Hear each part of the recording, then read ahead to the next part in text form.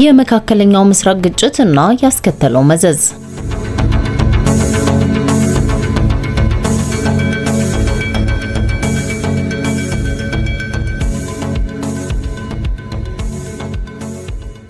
አሜሪካና እስራኤል በየካቲት ወር በኢራን የጀመሩት ጦርነት ሊቋጭ እንደሆነ የሚያመለክት ዲፕሎማሲያዊም ሆነ ወታደራዊ እንቅስቃሴ ሳይታይበት መላውን መካከለኛው ምስራቅ ውጥረት ውስጥ እንደከተተ ቀጥሏል።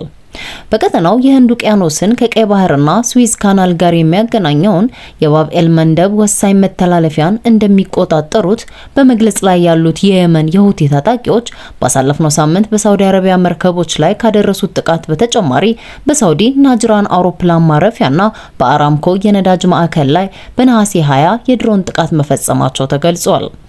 በሌላ በኩል እስራኤል በሰሜን ምዕራብ ሶሪያ ኢድሊብ ግዛት በሚገኝ አቡ አልዱህር ወታደራዊ የአየር ኃይል ጣቢያ ላይ ጥቃት የሰነዘረች ሲሆን የሶሪያ የውጭ ጉዳይ ሚኒስቴር ጥቃቱን ምክንያት አልባ ሲል አውግዟል።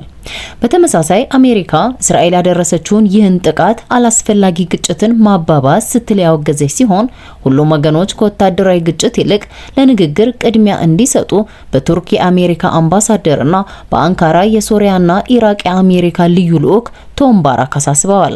እስራኤል የሰነዘረችውን ይህን የአየር ጥቃት የሶሪያን ሉዓላዊነትና የግዛት አንድነት በግልጽ የሚጥስ የዓለም አቀፍ ሕግንና የተባበሩት መንግስታት ቻርተርን የሚተላለፍና ለክልሉ ደህንነትና መረጋጋት ስጋት ስትል ባህሬንም እንዲሁ አውግዛዋለች። የሀገሪቱ የውጭ ጉዳይ ሚኒስቴር ባወጣው መግለጫም ባህሬን የሶሪያ አረብ ሪፐብሊክን ሉዓላዊነት፣ ነጻነትና የግዛት አንድነት በመደገፍ ረገድ ያላትን ጽኑ አቋም ገልጿል። ከዚሁ ጋር ተያይዞ እስራኤል በሶሪያ የአየር ኃይል ጣቢያ ላይ የፈጸመችው ጥቃት የሶሪያን አለመረጋጋት እያባባሰ መሆኑ እንግሊዝ እንደሚያሳስባት የእንግሊዝ የሶሪያ ልዩ ተወካይ የሆኑት ባሪ ፒች ገልጸዋል። ፒች በኤክስ ገጻቸው ላይ ባሰፈሩት ጽሑፍ እስራኤል የሶሪያ ሉዓላዊነት እንድታከብርና ወደ ድርድር ጠረጴዛው እንድትመለስ ጥሪያችንን ማቅረባችንን እንቀጥላለን፣ ምክንያቱም ውይይትና ዲፕሎማሲ ለሁለቱ ሀገራትም ሆነ ለክልሉ ሰላም ቁልፍ ነውና ብለዋል። እስራኤል በአቡ ዱሁር በፈጸመቻቸው 8 የአየር ድብደባዎች በሰው ላይ የደረሰ ጉዳት ስለመኖሩ ባይገለጽም የአውሮፕላን መንደርደሪያዎችንና መጋዘኖችን ማጥቃቷን የሶሪያ ቴሌቪዥን ዘግቧል። በተጨማሪም እስራኤል በቀጠናው ሌላ ስጋት የሆነውን በሊባኖስ የምታደርገውን ጥቃትም በተመሳሳይ ሁኔታ ቀጥላለች። በሊባኖስ የቅርብ ጊዜው ጦርነት ከጀመረበት መጋቢት 2026 ጀምሮም እስራኤል ቢያንስ 4348 ሰዎችን ገድላለች ሲል የሊባኖስ የህዝብ ጤና ሚኒስቴር ይፋ ባደረገው መረጃ ተመላክቷል። በዚህ ጊዜ ውስጥ ቢያንስ 12307 ሰዎች ቆስለዋልም ተብሏል። አሃዞቹ ከሊባኖስ ንጹሃን ዜጎችና ወታደሮች ባሻገር 537 ሶሪያውያንና 234 ፍልስጤማውያን መገደላቸውን ያሳያሉ። እስራኤል የሂዝቦላ ታጣቂ ቡድንን ለማጥፋት በሚል በደቡብ ሊባኖስ ለ6 ወራት ባካሄደችው ወታደራዊ ዘመቻ ምክንያት ቢያንስ 17 ሆስፒታሎችና አምቡላንሶችን ጨምሮ 39 የሕክምና ድንገተኛ ተሽከርካሪዎች ወድመዋል። በሕክምና ባለሙያዎች ላይም 179 ጥቃቶች ተመዝግበዋል።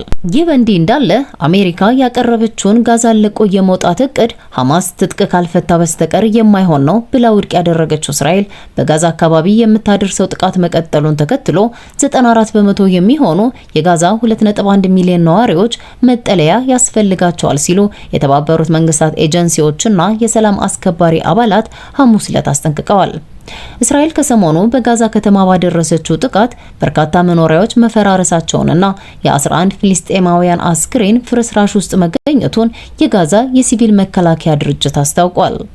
ባለሙያ ቡድኖች በጋዛ ከተማ ውስጥ በሌሎች ቦታዎች ተጨማሪ አስክሬኖችን መፈለግ የጀመሩ ሲሆን እስካሁን ባለው መረጃ 10,000 የሚጠጉ ሰዎች እስካሁን ድረስ የደረሱበት አልታወቀም።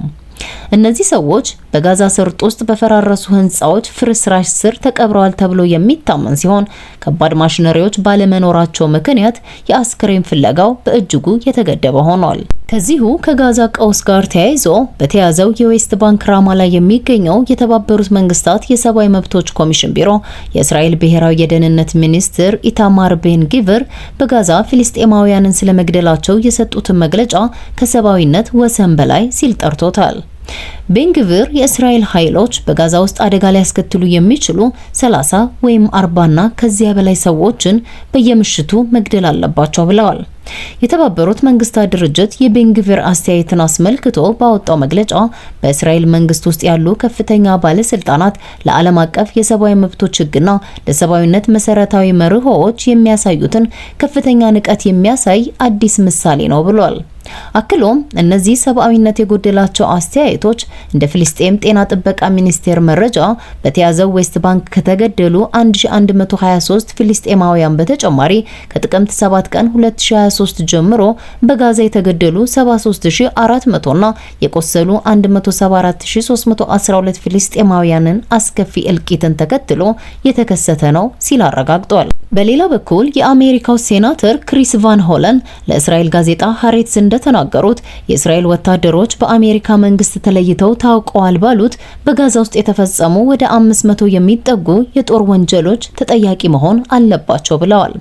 የእስራኤል ኃይሎች በጋዛ የ5 ዓመቷን ሂንድ ራጃብንና ሌሎችንም ግድያ በተመለከተ የወንጀል ምርመራ እንዲከፈት ላወጡት መግለጫ አብዛኛው የዓለም ሕዝብ የእስራኤል ጦር በእነዚህና በሌሎች በርካታ ጉዳዮች የጦር ወንጀሎችን እንደፈጸመ አስቀድሞ ያውቃል ሲሉ ምላሽ ሰጥተዋል።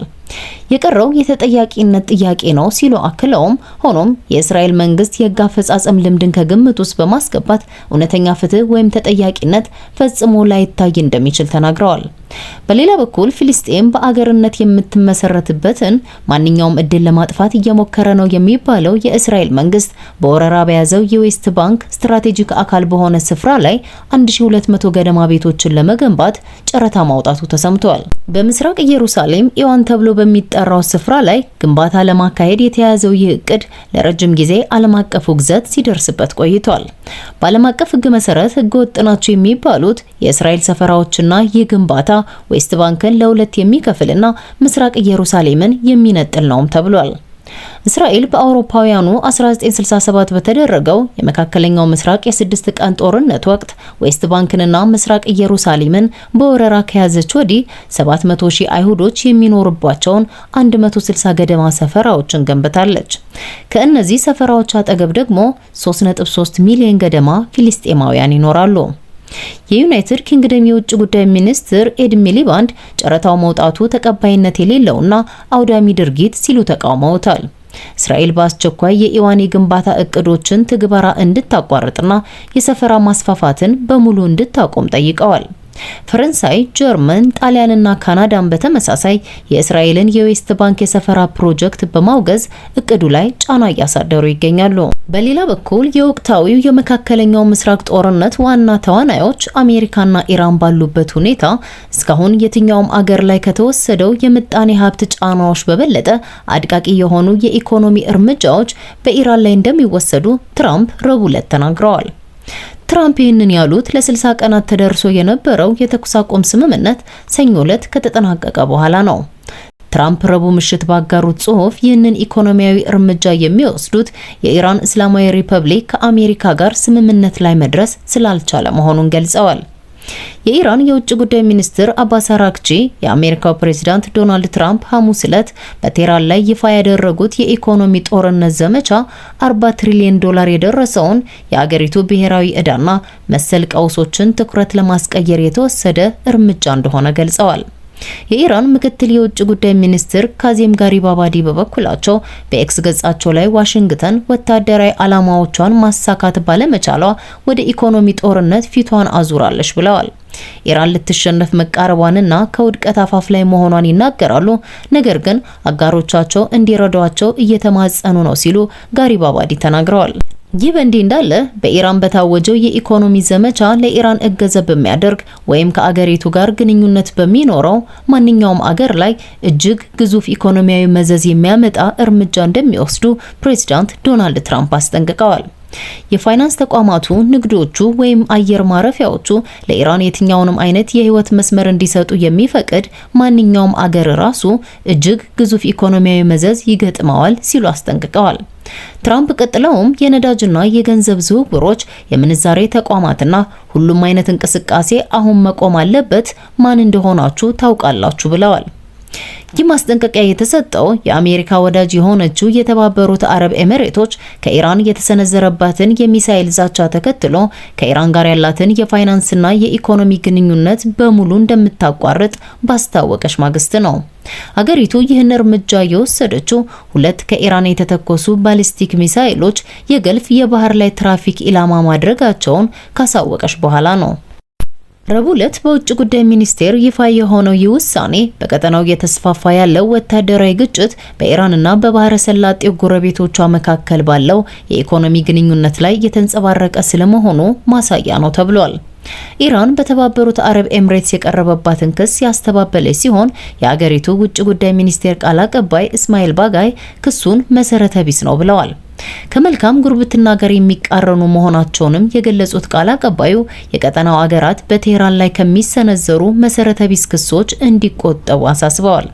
በሌላ በኩል ጋብ ያለው ጦርነት ከተባባሰ ኢራን አውሮፓ ውስጥ የሚገኙ የአሜሪካ ወታደራዊ ተቋማትን ልትመታ እንደምትችል ለኢራን መንግስት ቅርበት ያላቸው ምንጮች ጠቅሶ ፋይናንሻል ታይምስ ረቡዕ ነሐሴ 19 ዘግቧል። አሜሪካ ዋነኛ አባል የሆነችበት የሰሜን አትላንቲክ ጦር ቃል ኪዳን ድርጅት ኔቶ አንድ ባለስልጣን ለዚህ ሪፖርት በሰጡት ምላሽ ድርጅቱ የትኛውንም ስጋት ለመጋፈጥ ዝግጁ መሆኑን ገልጸው ሁሉንም አጋሮቹን ለመከላከል አስፈላጊውን እርምጃ ይወስዳል ብለዋል። በአንጻሩ የኢራን እስላማዊ አብዮታዊ ዘብ ሀገሪቱ ላይ ማንኛውም አይነት አዲስ ጦርነት የሚከፈት ከሆነ ከዚህ ቀደም ጥቅም ላይ ከዋሉት ይበልጥ ዘመናዊና አውዳሚ መሳሪያዎችን እንደሚጠቀም አስጠንቅቋል። የአብዮታዊ ዘቡ ቃል አቀባይ ብርጋዴር ጄኔራል ሆሴን ሞሄቢ ሌላ ጦርነት የሚቀሰቀስ ከሆነ የኢራን መሳሪያ በእርግጠኝነት ከዚህ ቀደም ከነበረው የተለየ ይሆናል ማለታቸውን ታስኒም የዜና ወኪል ዘግቧል። የኢራን እስላማዊ አብዮታዊ ዘብ ይህንን ያለው ሰኔ ላይ የተፈረመውና በሳምንታት ጊዜ ውስጥ የተጣሰው የ2 ወራት ተኩስ አቁም ሰኞ ዕለት ከተጠናቀቀና የአሜሪካ የኢኮኖሚ ዘመቻ ከታወጀ በኋላ ነው። ይህም ከፍተኛ ቀጠናዊ ስጋት ሆኗል። ታዲያ የሀገራቱ ዛቻና ማስፈራሪያ እንዲሁም ወታደራዊ እርምጃ መቋጫውን የሚያገኘው መቼ ይሆን? በመላው መካከለኛው ምስራቅ ተባብሶ ለቀጠለው ውጥረትስ ምን መፍትሄ ይበጅለት ይሆን? ሰላም